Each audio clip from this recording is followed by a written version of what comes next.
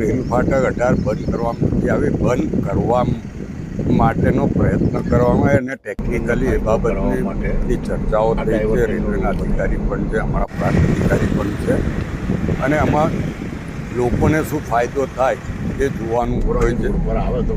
રેલવેને તકલીફ ના પડે અને લોકોને પણ તકલીફ ના પડે એ પ્રમાણે રસ્તા કાઢવાનો. પહેલો નંબર ફાટક મુક્ત ભારત બનાવવાનું સપનું મોદી સાહેબે જોયું, પણ એ લોકોને તકલીફ અવર જવરમાં સમય બચે, ઈંધણ બચે. ફાટકને લીધે ટાઈમ પર ગાડીઓ ઊભી રહી જાય ને તકલીફો થાય છે, એમાંથી મુક્તિ અપાવવાનો હતો. એ માટે આ ફાટકો બંધ કરવાની વાત આવી હતી.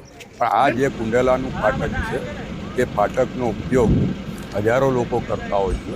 અહીંયાથી હજારો લોકોની અવર જવર, ગામોની અવર જવર છે. એને ધ્યાનમાં રાખીને આ ફાટક ચાલુ રહે અથવા તો આનો કોઈક વિકલ્પ વિચારવામાં આવે. અને અહીંયાના ગામ લોકોની ઈચ્છા છે કે ભાઈ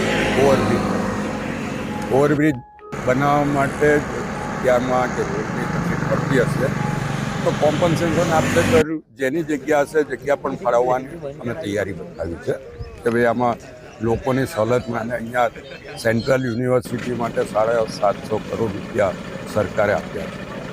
અને જ્યારે સરકારે સેન્ટ્રલ યુનિવર્સિટી માટે 100 એકર જમીન આપી હોય, 750 કરોડ રૂપિયા સેન્ટ્રલ ગવર્મેન્ટે આપ્યા હોય, ત્યારે એ યુનિવર્સિટીની પણ માગણી છે કે આ ફાટક બંધ ના કરે.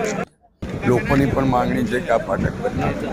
અને આજે લોકોએ મારી સમક્ષ રજૂઆત કરી હતી, એટલા માટે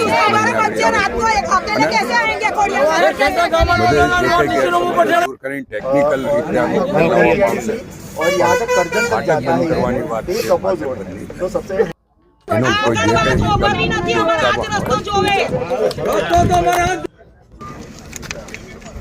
મારું એના ગામના પ્રતિનિધિ તરીકે મારું એ માનવું છે કે આ જે રોડ છે એ આજુબાજુના 15 ગામને જોડતો રોડ છે અને કોઈ પણ કાળે બંધ ના થવું જોઈએ.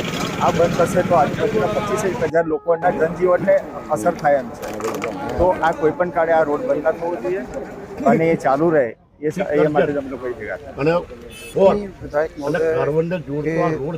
उद्बोधन के बाद हम इसमें दोबारा से विचार करेंगे और जो काम समीक्षा करेंगे आम जन के लिए बेस्ट वही